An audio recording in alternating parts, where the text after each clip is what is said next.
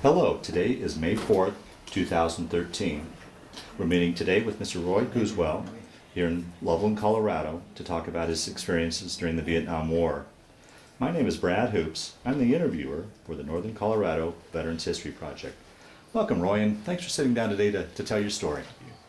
Let's start out, if we could. Tell us a little bit about yourself, your date of birth, where you were born, a little bit about your family. Born in May 1944 in Fort Collins, and grew up back in the mountains up Cougar Canyon. In Riverbank, went to a little one-room schoolhouse up there for, I always kid everybody and tell them I had the same teacher the first 8 years, and then I went on to the second grade. Wow. Wow. What'd your father do for a living? Did various things, primarily worked for the county on the highway department up there.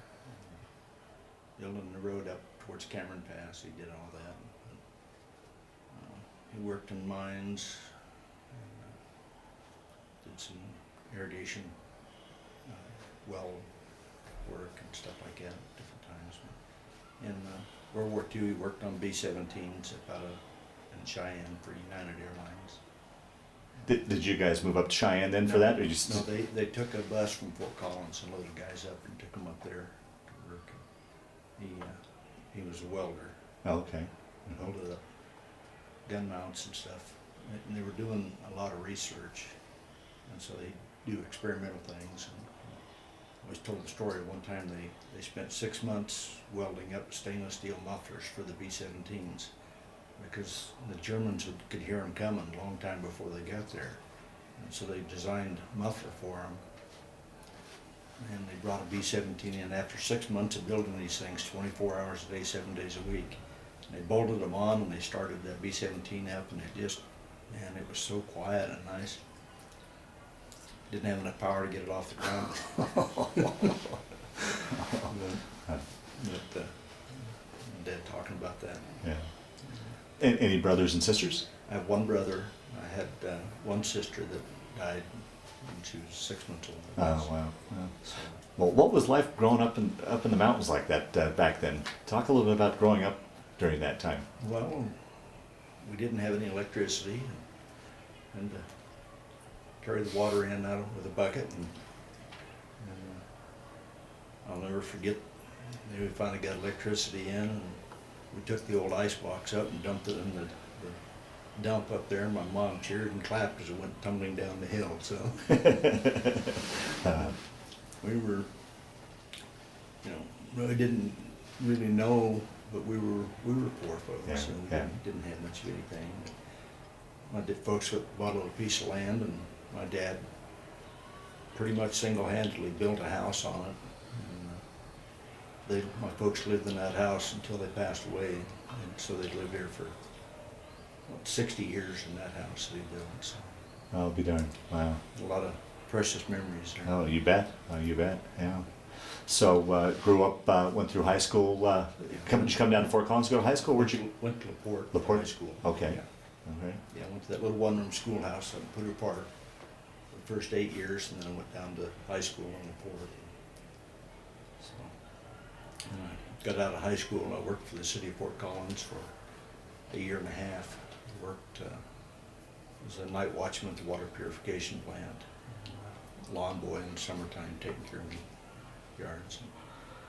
The boss came to me in the fall and said, "Don't have a job for you this winter." So trying to find a job in September in Colorado was pretty tough. And so I went down and talked to one of my high school buddies, and we joined the Army.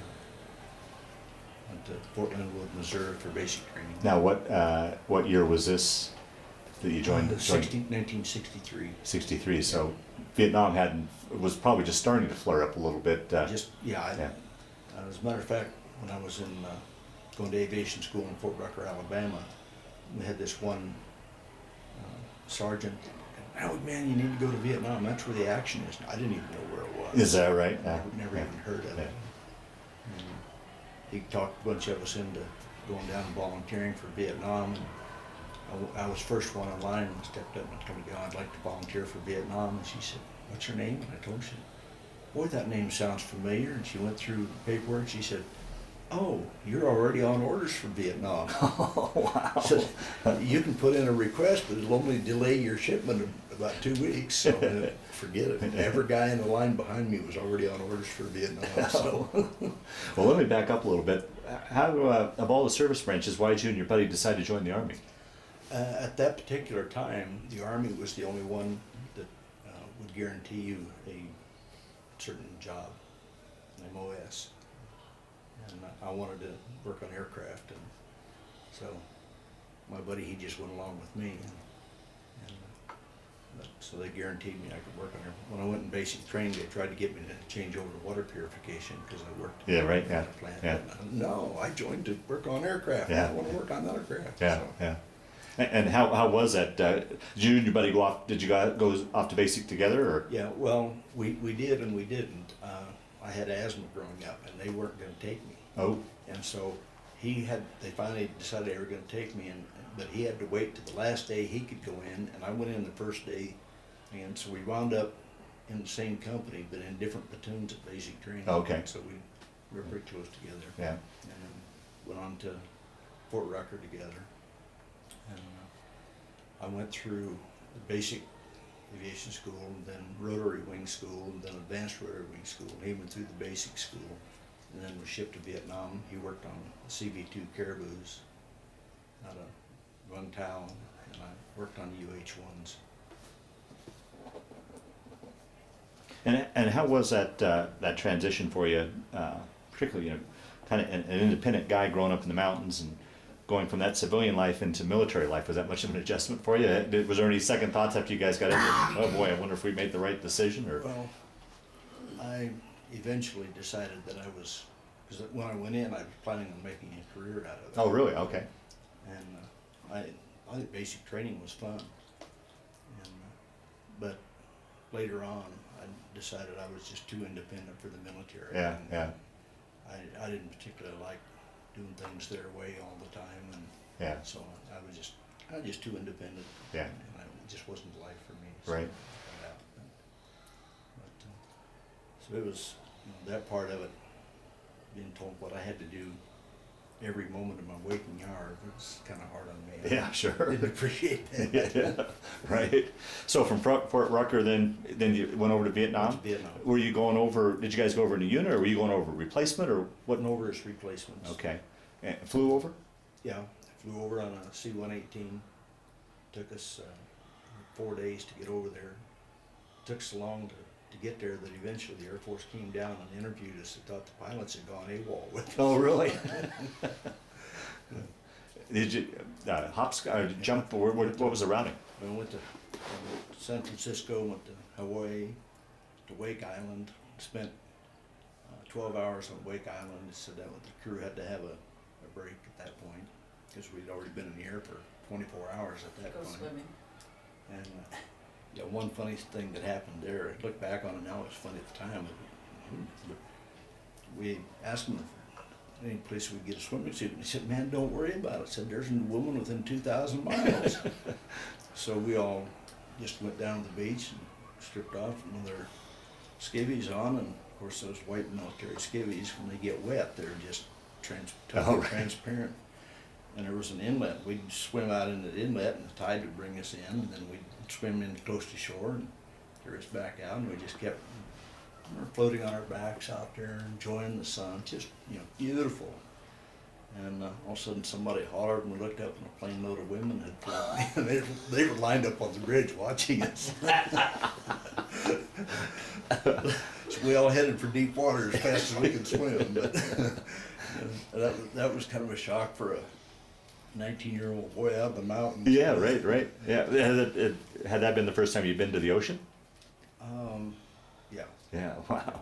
And so, but that was kind of awesome to walk around there on that island and think about the guys from World War II Right, and yeah. what went on there Right. and the fighting and everything that took place. And there were still piles of brass laying around, and some of the old bunkers that were blown up and bombed out were there and like that. And just to walk through that was just kind of very, very humbling. Wow. And we went from there to Went from Wake to Guam, and then to the Philippines. And I spent 24 hours layover in the Philippines. So they took us down to the some barracks, and we all went over to the EM club there, and that was like paradise for us.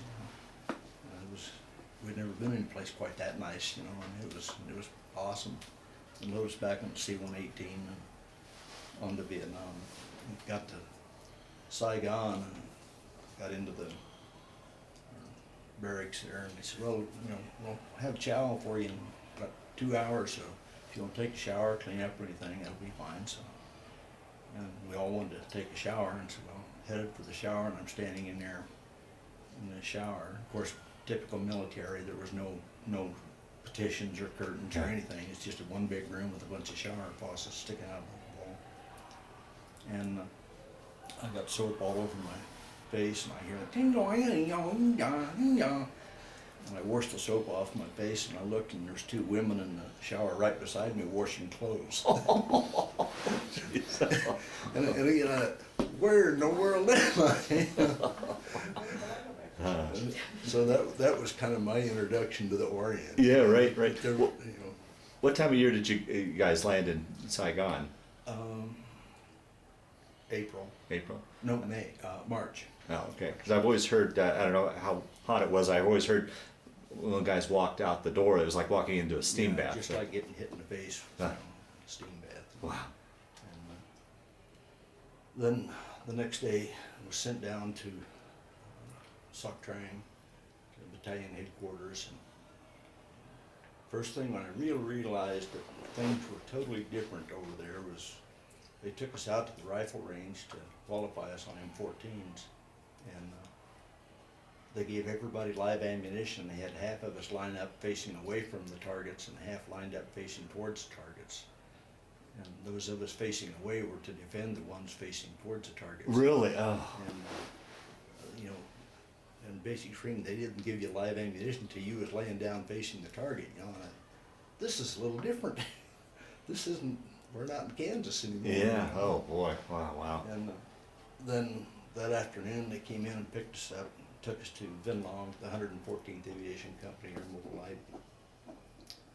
And I was part of that unit until middle of September, when another unit came in, and so they broke us up so that everybody wouldn't, you know, come home at the same time. But I'd been there a week when Sergeant called me in and said, "Oh, we've been watching you, and you're doing a pretty good job, so you're being promoted to a crew chief." And so I was assigned to one aircraft, responsible for all the maintenance on it when it was on the ground, and flew with it anytime it was in the air. And at that time, for defense, I had a M14, would take clips and tape them together, and but that was our defense. They were set for fully automatic. And a funny story about that I've always laughed about is that we called him One Shot Charlie. At a VC sit right off the end of the runway, and when we'd come in, he'd take a shot and then he'd duck down on the grass. So he was coming in and he shot at us, and the pilot started hollering, "Open fire, open fire!" And so I just couldn't see him down there, but just hosing the area down, switching clips as fast as I could. And I got on the ground, and my platoon sergeant was standing there, and the crew chiefs, we got to the point where if we had guard duty that night, we'd come in, we'd mess around on the helicopter until after guard mount, and then we'd show up, and we didn't have to go through that Mickey Mouse guard mount. And so he's standing there, and he said, "Yes, you will make guard duty. You will make guard mount." And so I was mud clear to my knees, and just got done firing my M14, and so I grabbed it and took off on a dead run, and this got up there in this second lieutenant, straight out of OCS, been over there about 6 weeks, and we had all decided at this point if we got hit, he was the first one we were going to shoot. He was a complete idiot. Yeah. And I stepped up to the end of the line, and he stepped in front of me, and he was mad because he could see I was, my clothes were wet and sweaty and muddy, and he grabbed my rifle and looked through the barrel and he said, "When's the last time you fired this weapon, soldier?" I said, "About 30 seconds ago, sir." He reached up and grabbed the barrel. Ah! And just left a big white blister across his hand.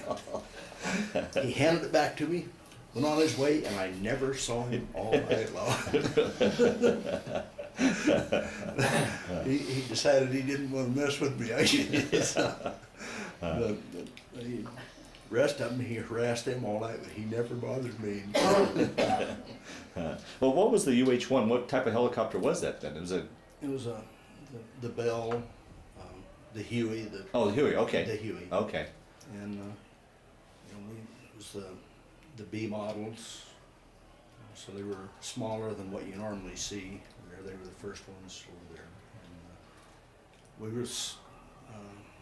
they were supposed to carry nine people, but when we get ready to go out on an assault mission, we normally have 8 or 9 Vietnamese soldiers and then a crew of 4 on board, and so we were always way overloaded, and that's what got us in trouble at one time. Yeah, tell that story. We got ready to take off, and we were lead aircraft in the assault, and we were lined up one in front of the other, and so we had to go sideways, and a helicopter loses what they call transitional lift over water. And the aircraft right beside us didn't get refueled, and so they couldn't go, and so we tried to break up their platoon and take part of them on our ship, part of them on another. Well, trying to get that across to them, it just wasn't working, and it was a mortar platoon, and so they had the big base plate and the mortars and the tube and all of this, and so we wound up not only with the 10 of our guys that we were carrying, but 6 more of their guys came over with that big mortar, and we kept trying to run them back, and they wouldn't go. So finally, the pilot just picked up and started sideways, and we lost that transitional lift of the air coming down, hitting the ground, and back up, and the aircraft started down, and we went into the water there about 3 feet deep. Oh. Water went over the top of my head, and sitting there, and the Vietnamese start piling out. I could watch the rotor blades, and they kept getting closer because we kept tipping more and more. Rotor blades kept getting closer and closer to the water. And to keep my seatbelt buckled until that hits, because I know what's going to happen when it does. It's just going to cartwheel the aircraft. But it stopped just about 2 inches above the water. Wow. Got out, and the only thing the pilot said, he just kind of hung his head and said, "Gus, I'm sorry." That was my nickname through the military, was Gus. "Gus, I'm sorry." But that was the only real incident that I had over there. I picked up 2 bullet holes in my aircraft, but they were both in components that could be changed. So I always kidded everybody and told them I was ashamed of my aircraft, and I was going to go out and pop rivets and patches on the tail boom so they wouldn't laugh at me for not being hit. Yeah. But I lost several good friends over there too. And so. Yeah. Wow. But, You served a 1-year yeah. tour duty over there. Yeah. I was over there when the Gulf of Tonkin thing happened. The next day we were extended for the duration, and then we were cut back to 18 months, and so we never knew how long we were going to be there. And, Tell me about Bob Hope. Bob Hope. Oh, yeah, we got up Christmas Eve. When I went over there, let me back up a little bit. Yeah, please. Yeah. I was a real good kid. I had never done anything. Sure. I wasn't a party kid. Right. Right. I was out trapping and shooting my .22 back in the mountains. Right. So I got over there, and they would all start passing a bottle around, a bottle of whiskey. And I didn't drink at all, so they'd give me fits for, not drinking with them, and so I got the point I'd taken and put my tongue over it. I didn't realize that I was getting enough alcohol out of it that I got looped, and then I really started my hand. So Christmas Eve, a bunch of us had decided we were going to go into Finland to the Catholic Church here in town. and go to midnight mass. I wasn't Catholic. I didn't know what mass was. Yeah, right, yeah. And so, but the guy said, "Oh yeah, you need to do this." Well, okay. And about 10 o'clock, they closed the base down. And so, typical GIs, we got upset about that because we had our plans and they said no. So they started drinking. And, I finally went to bed. And the next morning, I got up and went into this hooch where this guy was, and he was standing there at about a 30-degree angle to the wall, the bottle in each hand, passed out totally. He was totally unconscious. And how he stood there, I don't know. But then about that time, they started calling us for company formation. Oh man, on Christmas Day, you know. And then we had to start policing the ground, which is going through and picking up any trash, cigarette butts or anything. Back and forth across the base, back and forth. You know, and GIs don't like that anyway, but that was, you know. And then a C-130 came in, and Bob Hope was there. Oh, wow. And it was his first tour in Vietnam, first time he went over there. And he put on a show for us, and got to meet him and talk to him. So that was a thrill. That was, You actually got to meet him? yeah. Oh, is that right? Oh, wow. Yeah, because we were, you know, there was only about 200 of us on the base, and so it was, you know, we walk around, talk to him, and talk to the girls and different ones. You know. Oh, What's wow. girls? And always thought it was, they had, you know, Miss World, Miss Universe, and Jill St. John was there.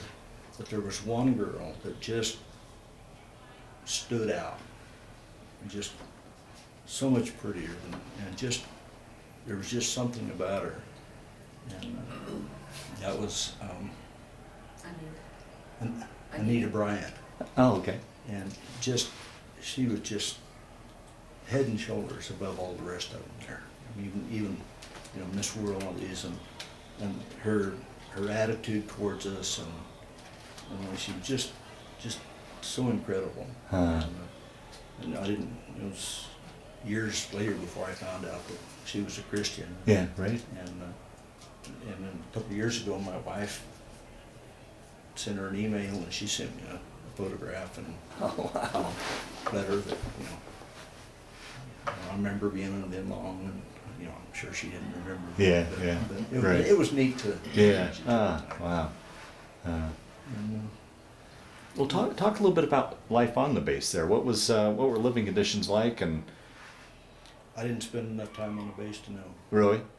I got my aircraft out of maintenance, a 100-hour inspection, at about 6 o'clock one morning, and about 10, 11 o'clock the next day, I walked into the field maintenance and asked them if I could get some help on a 25-hour inspection.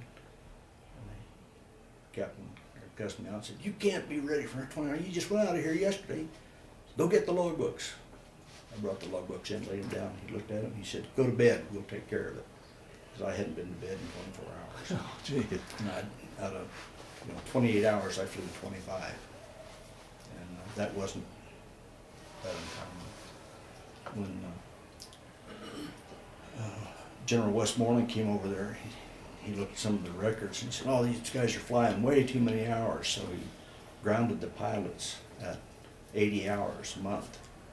And the second week, he wanted to go someplace. There wasn't a helicopter in Vietnam that could fly him because all the pilots were grounded. And it wasn't long until he kept bumping it up. And finally, he said, "Fly what you got to." But as a crew chief, anytime the aircraft flew, I had to be on it. So we flew flare missions, we flew assault missions where we carried troops in, assaults, resupplied special forces outposts, and just anything that had to be done. I was on what was referred to as slick. We didn't have mounted machine guns or rockets. Right, We just had the two. Eventually, we did get the M60 machine guns. I have no idea how many thousands of rounds I put out through that M60. I know I burned a barrel out of a couple of them. But, one time, I didn't know it until after it was all over with. And actually, I was I was in Germany by that point. I got some pictures developed that I had taken over there in Nam. And we went in V formations and landed, and I was on the inside, and I sat on the left side. And we went in and landed, and so couldn't do anything. There's another helicopter right beside me, so I'm taking pictures. And we just made a 180 and went right back out. Well, when we swung around, I took one last picture, grabbed my machine gun, started firing. When I got the pictures back, there was a mound, dirt there in the tree line with a black slot, and there was the barrel of a 50 cal sticking out. And if he'd have pulled the trigger, he'd have busted the lens on my camera. Oh, wow. And I was just, when I saw that picture, I just, but why he didn't pull the trigger, and it got to the point that the company commander said, I don't know what it is with Gus, but he never gets hit. And so they would purposely put my aircraft in the most hazardous positions, and I never got hit. Really? And the lead aircraft in assault would get shot up, so they'd put me in lead. Then the tail would get shot up, so they'd put me back there. And then they made me recovery aircraft, and nobody got shot down. And so I got stuck as recovery aircraft. And so like I say, I lost several good friends over there. But I know now it was because I had family at home that was praying for me. Really? That's wow. Yeah. There's somebody who was looking out for me. Yeah, right. Tell them about your experience at the bombs that he bombed with the Vietnamese. Well, one other story, we went in on this assault mission, and normally we'd just come in and land and get the troops off as fast as you could and get out of there. And the first guy on had a radio on his back, and the Vietnamese, and when he jumped off the aircraft, the straps on that radio got tangled up on my gun mount, and he couldn't get off, and I'm trying to get him loose, and I'm totally focused on this guy. Yeah. I can feel the Vietnamese hit me on the shoulder, and so finally I just grabbed him by the arms and just picked him up, pushed him out at arm's length, and turned loose, and he disappeared. We were about 20 feet in the air, moving about a half a mile. And so I dropped this poor little Vietnamese, and he hit the ground spread eagle, rolled over with his Thompson submachine gun, and started coming up with it, ready to shoot me, and I swung the M60 down on him, kind of grinned, and he grinned, and rolled over and started getting up, and we went on. It was totally, I had no idea that we had moved on. I was so focused on getting him loose, and but I'm guilty of throwing him out of a helicopter. Didn't even know it at the time, but he was okay. When you were on leave, and those guys saved you.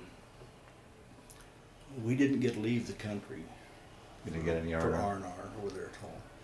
And so the CO went down to Vung Tau, which was right on the beach, and rented a villa. And he'd send us down there 3 or 4 or 5 guys at a time or something. And I don't know why this one time I went down there by myself. And my buddy that I joined the Army with was stationed at Vung Tau, and so I stopped in to see him, then I went on into town. And they had these little octagon-shaped stands down right on the beach. They called them Bomedy Ba stands. That was their beer, but Bomedy Ba. And so I'm sitting there talking to these 2 Vietnamese girls, and this one Vietnamese lieutenant was sitting there talking to me. And all of a sudden, I heard a commotion up the beach, didn't pay a whole lot of attention to it. All of a sudden, those 2 gals grabbed a hold of my arms, started yanking. He grabbed my feet and flipped me over inside that thing before I even knew what was happening. Closed it all up, and then I heard a pretty good fight going on outside.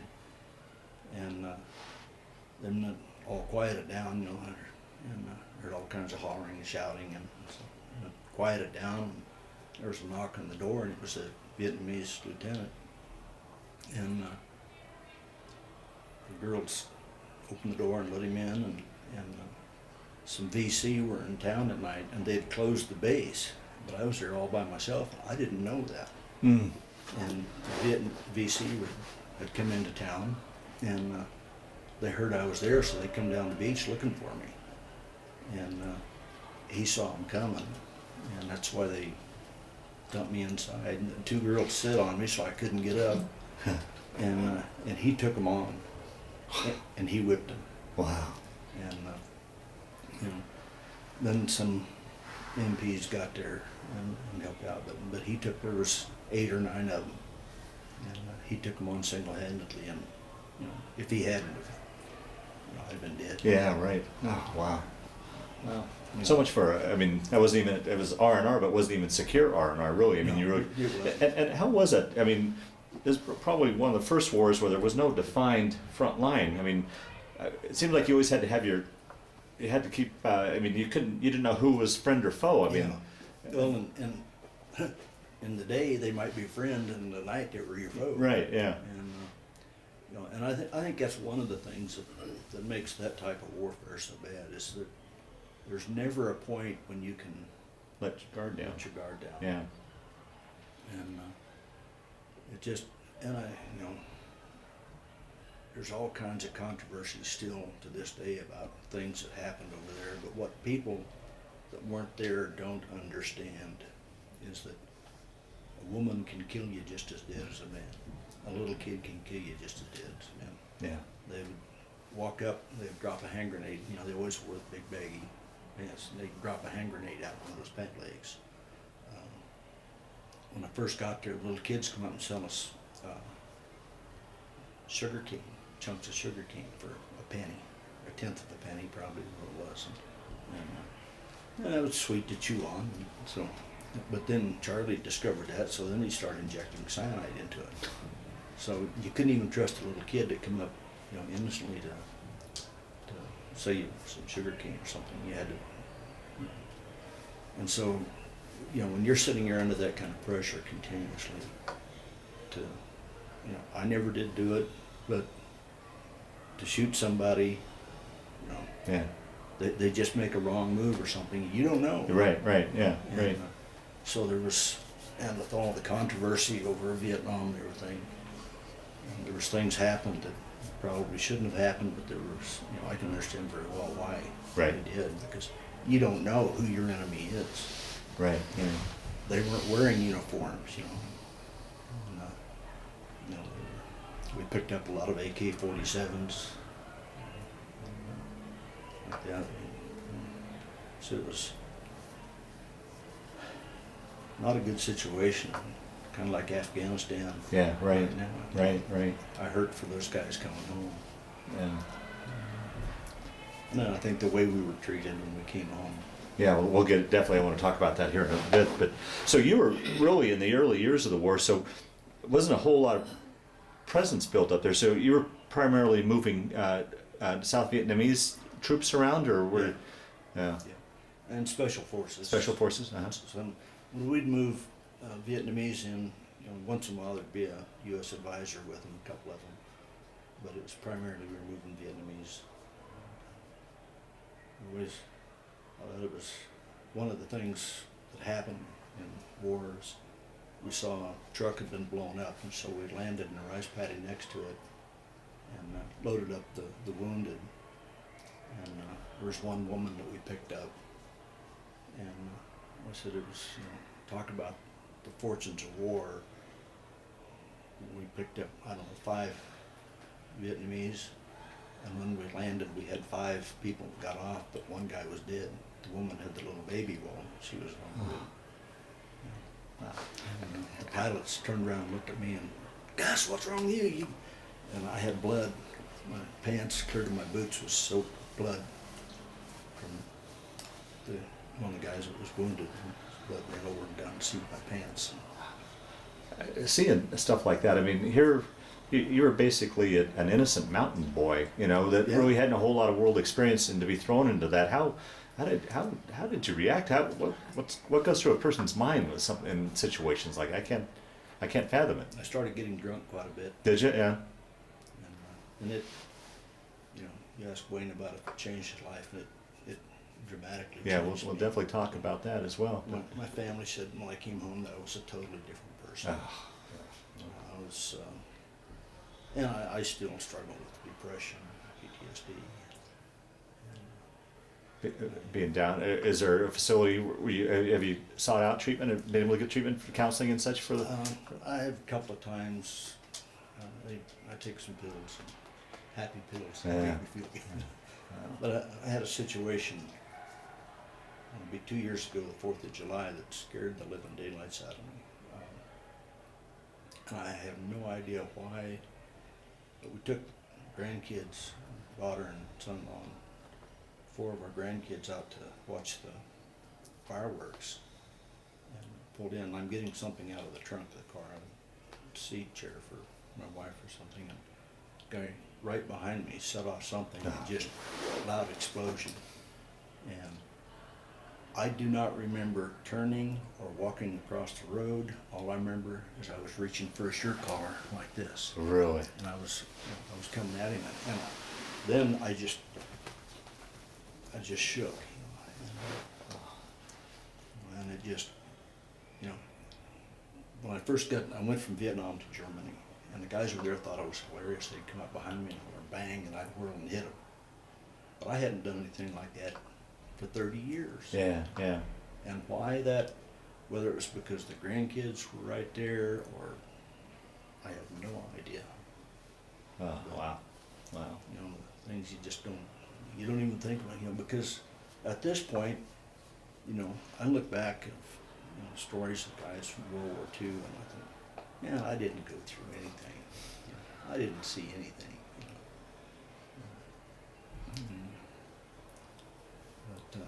Wow.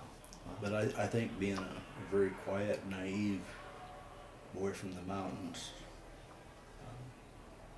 I think it hit me pretty hard. Oh, absolutely, yeah, right, no. Any idea how many missions you flew? No, I do have 16 air medals. That's what it is.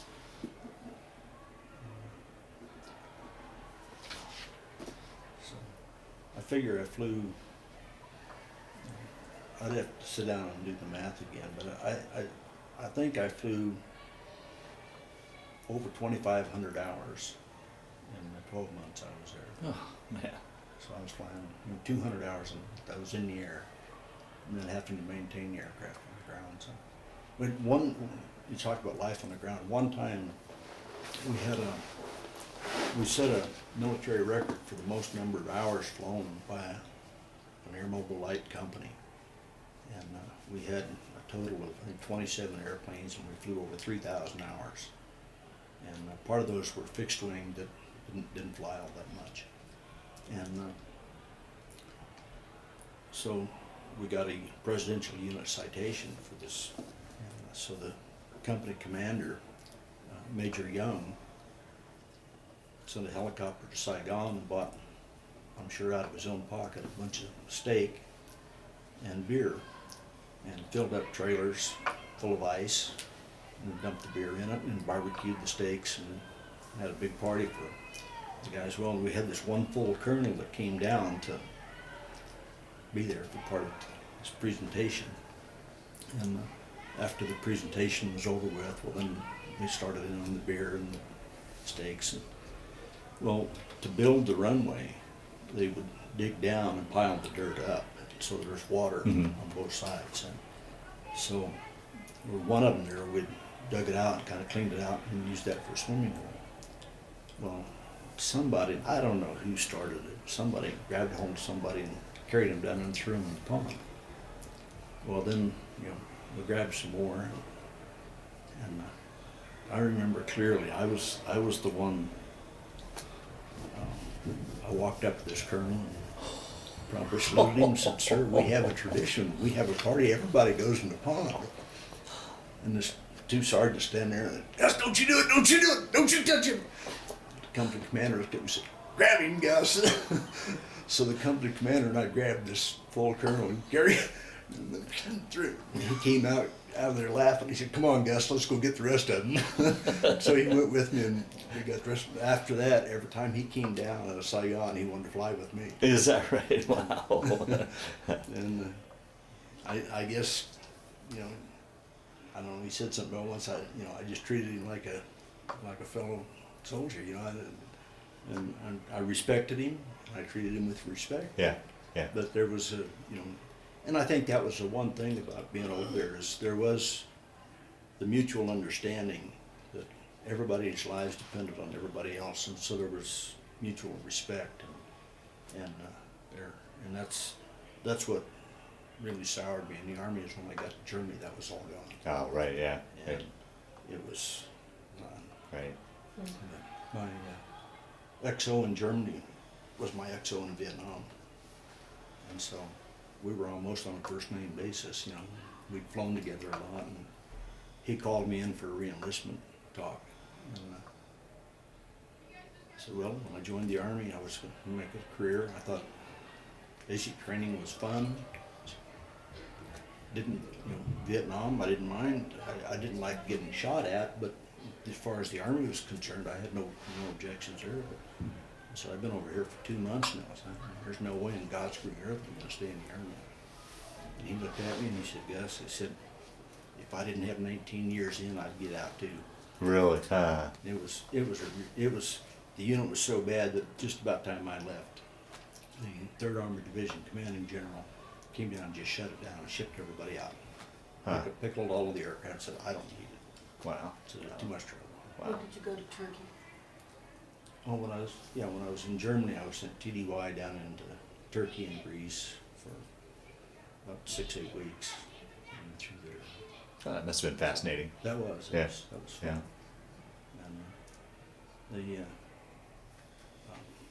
And we were sent down there to work with the Turks out in the boondocks and special forces. We were about 3 miles from the ancient city of Philippi, or Troy. And then as we were flying around, we went down on C-124s and unloaded at Ankara, Turkey, and then flew down to Izmir. And then we flew all along the coast back to Greece to Athens, where the Air Force picked us up and flew us back. But while we were in Thessalonica, I was flying the NATO commanding general around. And that was fun because he was really a nice guy, and coming from Vietnam where you did not leave that aircraft. Yeah. So I still couldn't, that was so ingrained in me, I couldn't leave it. Wow. So they wanted me to come on up and watch the war games. Mr. I better stay here with the aircraft. Johnson, okay, Gus. A few minutes later, come this full bird colonel down with a cup of coffee. Said, General, why don't you have a cup of coffee, Gus? So the rest of the day, several days, I had a full bird colonel waiting on me. But I thought it was pretty awesome how many E5s have a full bird colonel waiting on them. Right. And I got a letter of commendation from him, which was pretty neat. But loaded us on C-130s and flew us back to Germany. So it was a tremendous experience. I don't regret any of it. I discovered in Germany that the Army was not my Yeah. thing, but I don't regret any of it. Like I say, I didn't particularly like getting shot at. Yeah. Well, getting back to Vietnam, just a couple of questions. We'll get out of there. But being in Vietnam, it doesn't sound like you were getting enough sleep. I don't imagine food was all that good. Hygiene wasn't all that great. You're living in entirely different climate and circumstances. I mean, to me, any of those things could take a man down by themselves. But on top of that, you had the stress of war. How do you think you survived, made it through that period of time, functioned through that period of time? You're 18, 19 years old. You're bulletproof. Hmm. You just don't ever think that it can happen to you. Yeah. The first week we were there, they didn't even put us on the duty roster because we were all going to have dysentery. And then our systems finally got adapted to everything. What they didn't tell me was I was going to go through it all over again when I came home because I had so much stuff in my system to fight all the bugs that was in everything over there that wasn't in the food and stuff here, that I got sick all over again. Oh, jeez. You talk about food, we had lots and lots of roast beef, and most of it was tough as shoe leather. We swore up and down it had to be water buffalo. Oh. And some of the powdered eggs that Wayne didn't eat, we had. We ate rations from 43, 44. They always laughed. They had little packs of like 5 cigarettes in a pack. And I always laughed. You could light one of those cigarettes and burn the nose hair out at the same time. They were so old and so dry, they just poof. You know? Wow. Wow. But you know, there was things I think that we did that blew off steam. One area up towards Saigon called the Plain of Reeds, and there were no friendlies there at all. It was a free fire zone. And so we'd go up over there and we'd drop down, 3 feet off the water, and these great big white birds would jump up out in front of us. Come out this one, we'd try and hit them with a machine gun. Nobody ever got one, but it was sure fun shooting at them. I was doing that once, and the pilot said, "Gus, that looks like fun." I said, "It is." He said, "Come up here." He climbed out of the seat. I got in the front seat, and I flew, and he shot. No, really? And that was the first thing he did when I went on flight status. Was that he said, "Come on, Gus, you and I are going for a ride." He said, "We're out." He said, "I get shot. I want to know there's somebody else in this thing that can get it back on the ground." So the first thing he did was taught me how to fly. Really? Helicopter. Oh, wow. They had one situation at another company in Soc Trang, one of our sister companies, that they got hit one night, and they wanted to evacuate all the aircraft, and they took off. And this one just kept sitting there running up, didn't take off. Finally, the company commander called him on the radio and said, "Get that aircraft in the air now!" Took off. Kept telling him, "Close up in formation." He'd stay half a mile off to the side. They all came in and landed, and they kept telling him to land. Well, and finally, he ordered the pilot, called him by name, "Get there." He said, "No, sir, he's not on board." He said, "Well, I'm the crew chief," and all the excitement. I got it started running, but he never did show up. And when you said, "Get that aircraft airborne," I said, I took off. Wow. And he got it on the ground and walked away from it. There was no damage to it. But that was kind of the way things were. And so I did get quite a bit of flying time. Oh, that must have been a lot of fun. I'll bet. It was. Yeah. And then when I got to Germany, Vietnam was all 2 pilots. So one of them wanted on a machine gun, well, they'd get back there and I'd get flying. But in Germany, it was single pilot operation, so I did a lot of flying in Germany. Really? Oh, wow. But all the flights and missions you went on, the only time when you went into the drink is the only time other than that you made it through unscathed, huh? Yeah. Is that I something? did take a 50 cal through the main rotor blade and a 30 cal through the tail rotor and shot off the Fox mic antenna on the tail. But those are both pieces I could take off and throw away and put on new ones. So, I had one buddy that was shot down 11 times. So. Wow. I guess that's why they said that I was lucky. So. Yeah, right. Wow. You remember the day you flew out of Vietnam? What you were feeling? It must have been a sense of relief, I would think. Yeah, a sense of excitement. I started getting close to coming home. They'd post on the company bulletin board who was going home and what flight numbers and stuff. It's funny how you remember certain things. I went over there and looked, and there was Gueswel. I was coming home with flight P246. That P meant Pan Am.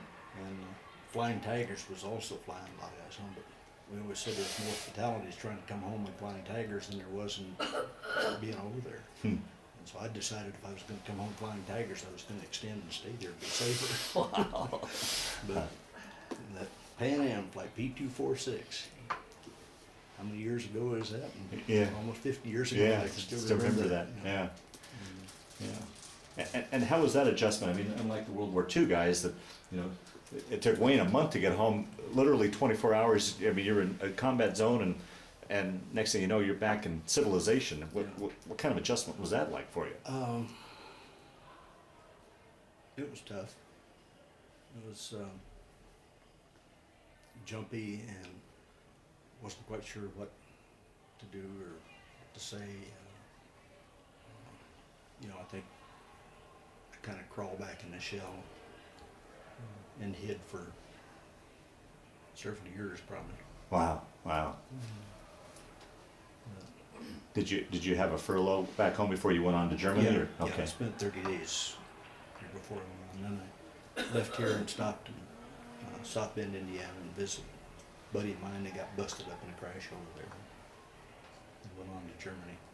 And probably one of the things maybe, you know, and when I was, you know, in transit, I had guys, people cuss me out and spit on me. And like, probably the thing that bothered me the most was when I got to Germany and when I reported in, this captain saw my Vietnam patch on my shoulder.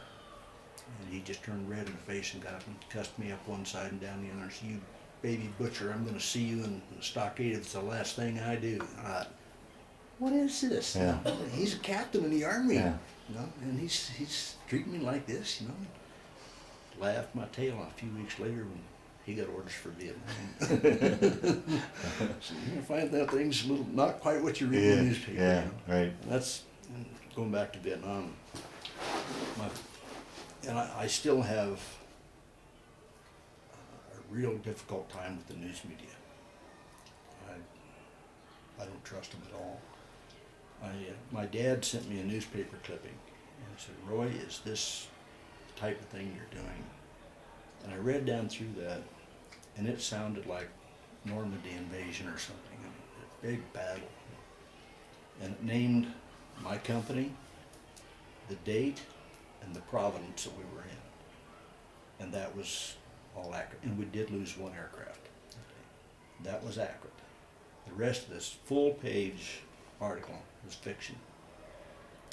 And none of us could identify it. And I took it over and asked the company clerk, "Can you check the records? Were we here on this day?"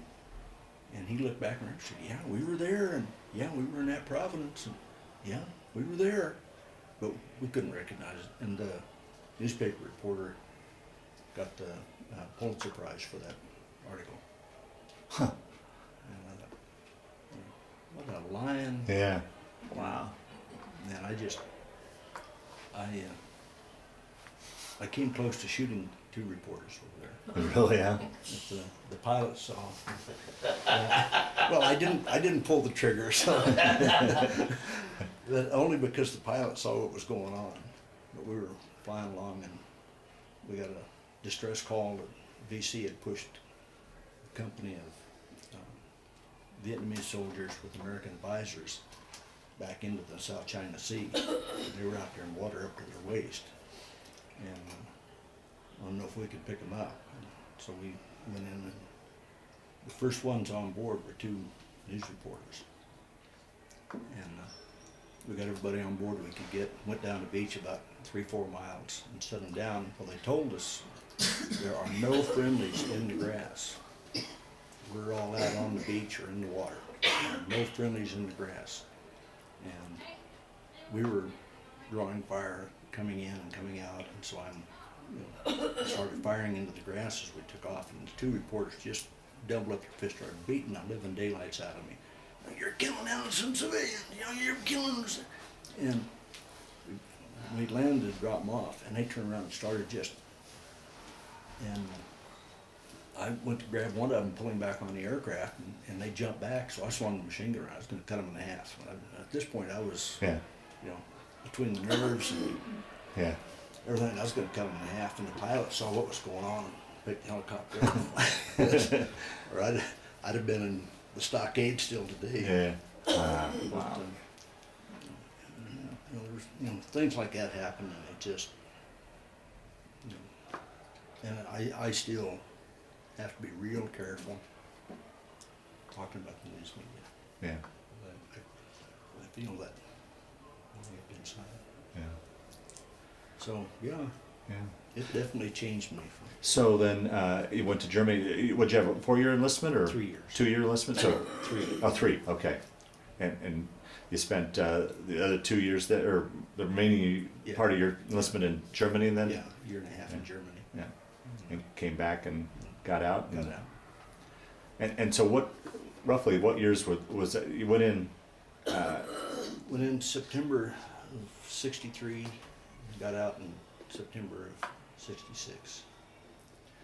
so now you're back in a civilian, as a civilian, being on this side of the, the wars definitely started to flare up there, so you're seeing what was going on in the States as far as the protests and such. What were your thoughts, being someone that's experienced on both sides? It made me angry because there was so much misinformation.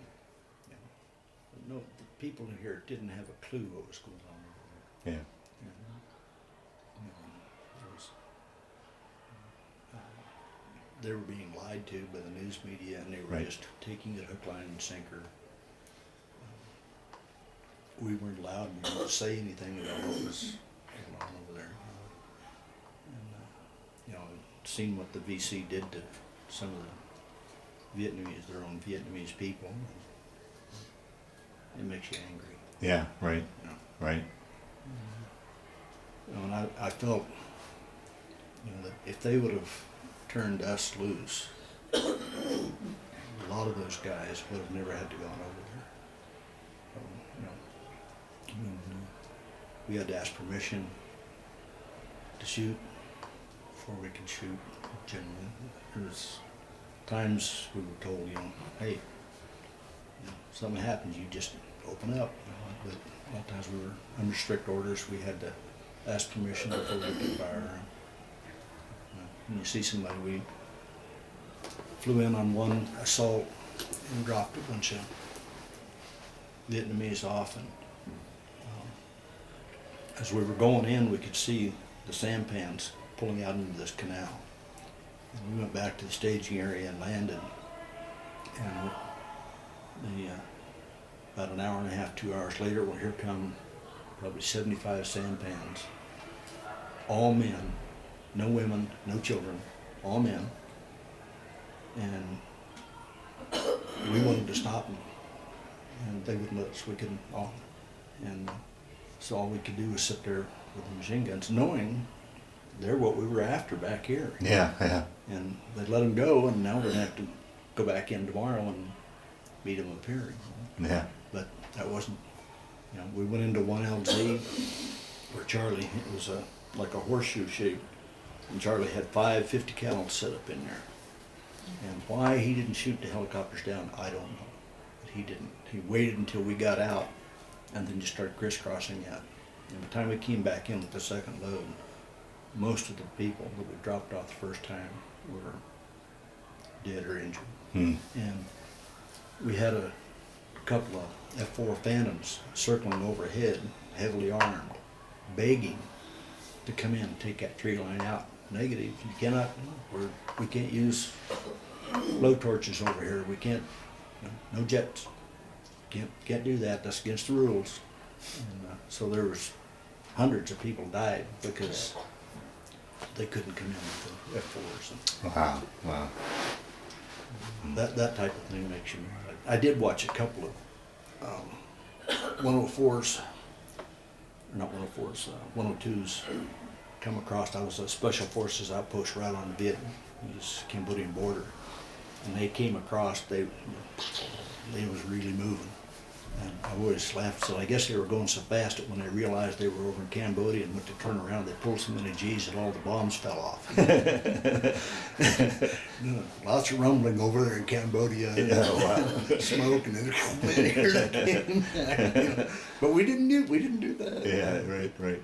Wow. But it's so ridiculous to fight a war and you say, okay, you can't even shoot across this line. Yeah, particularly when the other side isn't playing by any particular rules. No. Yeah, And yeah, they go over there and rest and get all recuperated, rearm themselves, and get all high on drugs, and come back across and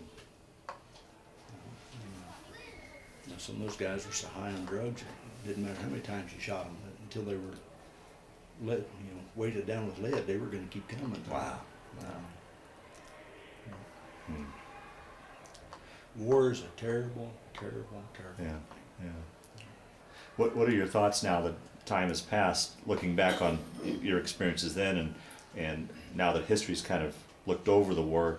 Has your thoughts about it changed at all, or what are your overall thoughts about the Vietnam War and our involvement? Well, Or still, if they would have let us fight it, it would have been over with. Probably 67 or something, it'd have been done, yeah, and those people would still be free.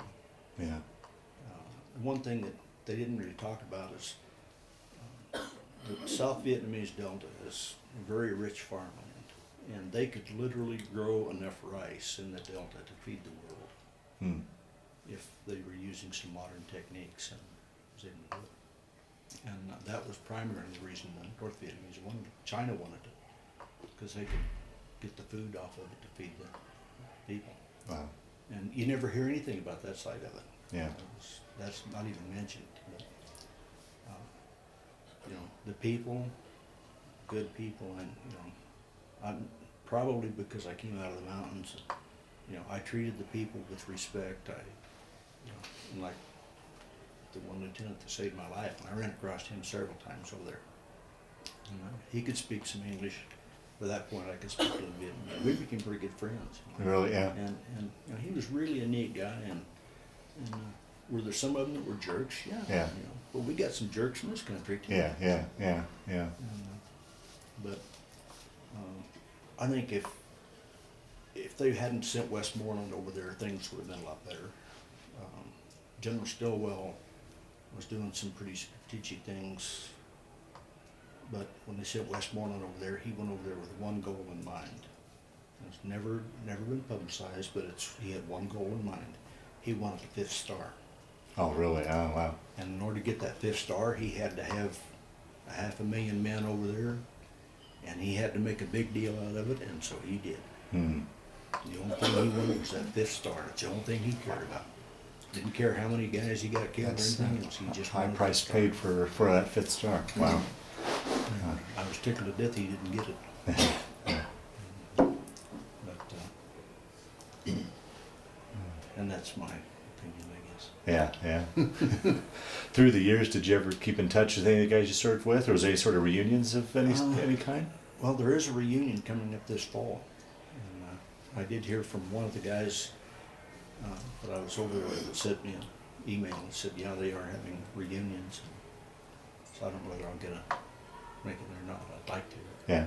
I did, when I was in Germany, I ran across some of the people in Germany that I knew over there. And some of the pilots, one of the armors. We always gave that armor a bad time. He was out working on one of the rocket pods, and fortunately they set them and pointed out away from the base. The rest of it was just lined up one right in front of the other. Uh-huh. And he did something wrong, set off a rocket.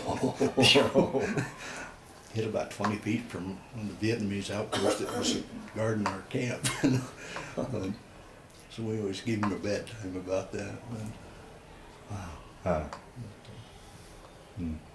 Funny story on myself. I only had about 3 weeks left, and I was getting nervous. We had lost several guys with about 2 weeks left, and go through all this and then get shot. Yeah, right. At the end, Yeah.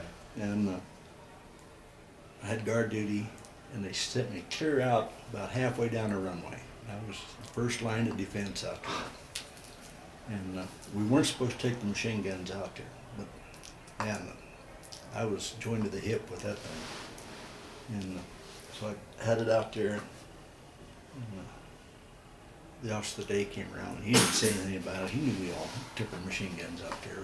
And I think he would have had one out there too if he had been out there. We visited a bit, and he went back. I don't know what it was, 3 o'clock in the morning or something like that. I hear this sploosh. Start watching. Sploosh. See the ripples in the water. spoosh, but I can't see anybody. Pick up the phone to call him. No, I can't see anything. And so I kept waiting. There's sploosh. I know Charlie's out there trying to sneak up on me. So finally, I got down the M60 and started sighting it, aiming down the thing, and I hear this sploosh. I move over here. There's sploosh. Move here. Sploosh. Move over here. Okay. Next time, I'm gonna cut him in half. Kick the safety off, and a fish went.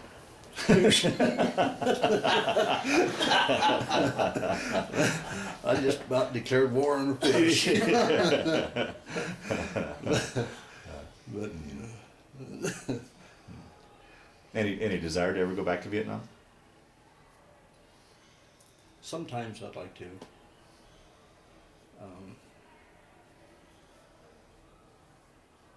You know, it's.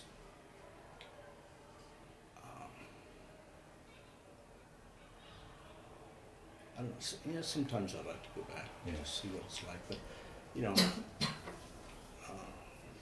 being on flight status over there, I saw so much of that country. To go back, you'd be so limited as to what you could see that it wouldn't, you know, be Yeah. anything like what it was there before. Yeah. If I could go back and take a helicopter and fly with, that'd be okay. Oh, right, yeah, right. I wouldn't want to ride one of the buses around over Yeah, there. So. yeah. But, well, you know, I think it's tragic the way the whole thing ended. But Yeah, yeah. Well, let's shift gears and let's take your post military life. Talk a little bit about what you did after you got out of the service, and talk about family and career and such. well, when I got out, I still wanted to work on aircraft. I went to the University of St. Louis, Parks College, and got my airframe and power plant mechanics license. And I went to work over here right across the street at Fort Collins Loveland Airport, and met my wife when I first got home, and then we wrote letters back and forth while I was in St. Louis. And came home and I got the job. We got married in March. The first 3 years she knew me, I was in 3 major automobile accidents. Should have been, first one of them was in St. Louis. Next one was out here on the service road going to the airport. I drove a little Triumph TR3 and I had a farmer pull out in front of me with a truck, bull in the back, and it was icy roads. And I went sideways and hit, and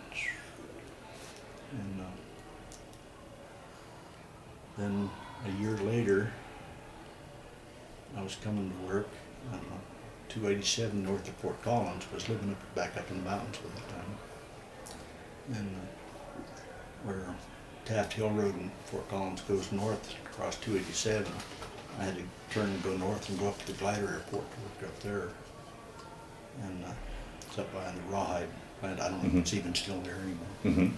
And just as I went to turn, I heard some tires squeal. I looked back and there's a Volkswagen Beetle right behind me. And so I just cut it and wham! And down the road I went sideways. And I just got my car back a couple months from the last wreck. And I was mad because they messed up my, it wasn't that, you know, but everything was kind of foggy. And first person I saw was my uncle. Oh, Uncle Jack wouldn't do that to me. You know, he'd been coming down the road and watched it happen. And so he was the first one I seen come running around the front of the car. And this other guy started saying, "Don't worry, buddy, we'll get you out, we'll get you out." And it's a rag top sports car. He tore the top off and grabbed me under the armpits and started jerking. I'm like, "Get your hands off of me," and I unbuckled my seatbelt and climbed out. Turned around and there was a Consolidated Freightways cab over Freightliner taking broadside. Oh. And I put a dent in the grill, matched my head, and the seat I was in had been about this wide, now it's about this wide. But that's when I really started thinking, you know, I go through Vietnam, Yeah. you know, basically without a scratch. You know, the only thing that happened, I got a piece of metal in my eye after we went in the water and I was trying to get the aircraft dried out. And I'm gonna go through all the 3 accidents. You know, all 3 of them I should have been dead. And basically, I walked away from all of it. You know, somebody up there's got to be looking out for me. And growing up in the mountains, my favorite thing was up in the high country and up above timberline. The little tiny flowers and stuff. I took a lot of pictures of those little alpine flowers and stuff, because it's just, you know, have a life expectancy of 3 days, you Yeah. know, from killing frost to killing frost. Yeah. And, you know, just beautiful little flowers on it. That's no accident. It didn't just happen. I wonder what life would be like if I'd pay attention. And so that's when I started really thinking about God. And a year later, our oldest daughter was born, and the doctor handed me that little girl, and I went, oh my word, what am I going to do with this? And then that's when I gave my heart to the Lord. Mm. And I felt a call to missions because of so much of the world that I had seen, things that I had done, witnessed. But the Lord's never opened doors for missions, but I worked over here for almost 10 years when new ownership took over and they laid off all the old people. And so we moved to Colorado Springs and I started Bible College, intending to go overseas as an aviation missionary. And wound up spending 4 years in Colorado Springs, the Nazarene Bible College there. And then wound up taking a church in Grafton, North Dakota, and I moved to South Dakota, and to Fargo, Lafayette, and now I've been down in Lamar for starting on 13 years now. So worked down there for the city of Lamar for 10 years as building maintenance superintendent. Retired from that a couple of years ago. How long have you been in the ministry then altogether? So 32 years. Hmm. 3 daughters. Yeah, Got three daughters now, 11 grandchildren. 11 grandkids, And 2 great-grandkids. 3 great grandkids, That's right. 3? 3 great grandkids. Yeah, I became a great grandpa the day our oldest daughter got married. Oh. Her husband had Okay. had, you know, 2 older boys that were, one of them was married and had a Gotcha. Okay. baby. Yeah. Very good. So, Well, Roy, as we start to wind down this interview, is there anything I didn't ask you that you wanted to talk about? Any other stories that kind of floated to the top of we've been talking here? Or do you think we've pretty much covered it? And please feel free if there's anything you think he's left out that you'd like Oh, him. I have been. Yeah. um, Or do you think we've by and large covered your story? I don't know, one thing he asked Wayne if he had any cravings. Right. Okay. And we couldn't get ice cream. Really? Yeah. I wanted ice cream so bad. Oh man. And I was so sick of roast beef that Yeah. it was years before I could eat roast beef. Oh, jeez. Tell him about your Christmas gift. Oh, yeah, he was talking about mail. A couple of ladies that lived up there in the mountains sent me a package for Christmas. And in January, Dad wrote me a letter and said, Roy, you need to send a thank you note to these 2 ladies. I wrote back and said, I haven't gotten anything. And so he wrote back and said, well, you need to thank them for the brownies anyway, because they sent them. Okay. About a week before I came home in March, I get a package. They'd sent me a box of brownies, boat mail. Oh. They had whiskers about that long. I knew they were brownies because that's what Dad told me they had sent. Otherwise- You couldn't identify them. But that's one of the things like that you look back on Yeah. and laugh about. Yeah. Yeah. Mm. Well, the last question I like to ask in these interviews, and you've kind of talked about, alluded to it through our conversation here. How did those 2 years in the service, and particularly your time in Vietnam, play a role in your life, change your life, affect your life, or was it just simply a chapter in your life that you went through? How would you answer that? Well, I think it made a major change in my life. when I came home, I was a very angry young man. It's only through God that I've dealt with that. And I think I was so quiet when I came home that I didn't talk to anybody hardly. Yeah. I'd go for weeks, never say a word, and I was perfectly happy with that. She was not. And, you know, it made me skeptical of people because of the news media primarily, I think.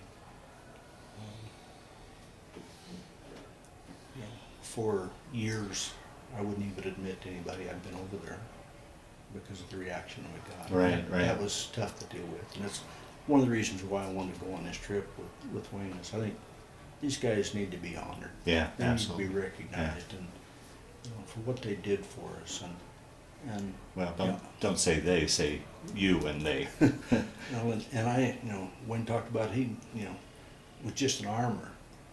But I'll tell you what, I was so glad when I came in at night and there was somebody there to help me. Yeah. That meant the world and all to me, to have some people on the ground. It was, and I had 2 years ago, Henderson High School down by Denver put on a big thing, Welcome Home Vietnam Vets, and I was up there. My Pat's brother, he was in the Navy, and he called and said, "Roy, you gotta meet me there." So we came up and met there, and I can't even begin to describe the feeling of, they had a red carpet for us to walk on, and those high school kids crying like babies there as we walked on. And a pilot came up to me and shook my hand and gave me a hug, and he said, you know, he said, I don't know how many pilots did, but he said, thinking back, I know I didn't ever really thank the crew chief. He said, we just assumed you were always going to be there. Yeah, yeah, And wow. he said, man, he said, thinking about it over the years, he said, man, I appreciate you guys. He said, I'll probably never meet my crew chief, but he said, man, I appreciate the work that you did. Oh, wow. And that felt good. Yeah. And that, you know, the last 2 years, I had people come up and say thank you. Well, it's, And it's, I guess it's never too late, but it's a shame that it's taken so long, you know. Yeah. And I think that's, anytime I see somebody in uniform, I thank them for their service. Yeah. I know what it feels like to not be thanked. Right, right, right. Yeah. So it's, there's still things today that I look at probably differently than I would have if had I not been over there. Yeah, right. But I went to A&P school, and I got all my pilot's licenses, commercial multi-engine instrument, flight instructor, Really, yeah? all in VA bill. I would have never been able to do that Yeah. on my own. But I've had a good life. Yeah, no, very good, very good. Well, that's a good point to end on then. So I want to thank you for sitting down to tell your story today, but more importantly, I want to thank you for your service to our country. Thank you. Were you in the service?